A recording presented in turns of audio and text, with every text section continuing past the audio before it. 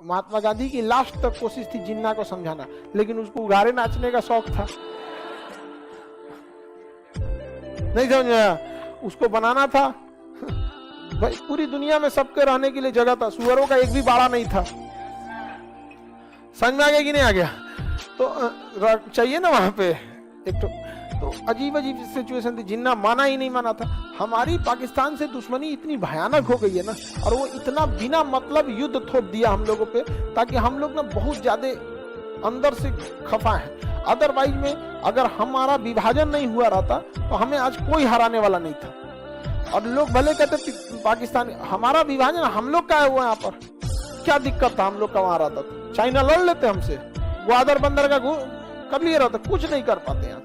Asia में हम लोग बहुत बेहतरीन ढंग पर, हमारा रक्षा बजट की भी उतना जरूरत नहीं थी। हमें रक्षा बजट खर्च करना पड़ता है और उससे यूरोप वालों को पैसा देना पड़ता है, राफेल दो, तुम हमें हेलीकॉप्टर दो, जहाज दो, इसलिए ताकि हमारा तुम एक हिस्सा अलग कर दियो। तुमको पैसा देने से अच्छा इसी को मिला लेते हैं, खत्म कहानी। यही सही रहेगा। अफगानिस्तान से हमारी कोई फिलहाल दुश्मनी नहीं है, ईरान हमारा एकदम अच्छा दोस्त है, कोई दिक्कत ही नहीं है। उधर में एगो चाइना ना बच जाएगा, चाइना भी निपट जाएगा। चाइना डायरेक्ट कहां लड़ता है? पाकिस्तान से चढ़ाता है, पाकिस्तान को क्या करते रहता है? चढ़ाते रहता है। तो स्वराज दल भी क्या हो गया? एक हो गया। स्वराज दल क्या हो गया? मिल गया। और धीरे धीरे स्वराज दल अपना अस्तित्व खो दिया, और केवल कौन आया? कांग्रेस। केवल कौन आया? कांग्रेस। आप बताइए गांधी जी सही किए थे कि नहीं? बाकी लोगों को नहीं करना चाहिए था, करना चाहिए। लेकिन आप देखिएगा, जो इतिहास का 4 पन्ना नहीं लिख पाएगा वो गांधी जी को सबसे पहले गरी आएगा। और नाथूराम गोडसे कहिएगा 1 पेज लिखो, नाथूराम गोडसे के बारे में 1 पेज लिखो, तो आपको 1 लाइन नहीं आएगा। महात्मा गांधी को गोली मार दिया।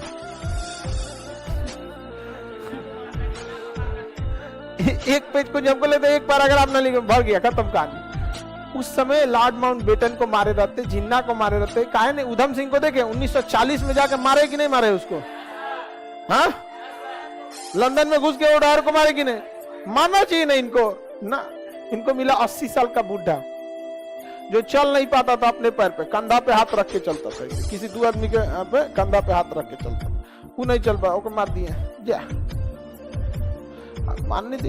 वही तो कह रहे हैं कि अगर आप उनसे कहिएगा 1 पेज लिखो नाथूराम गोडसे के बारे में, तो ना लिख पाए।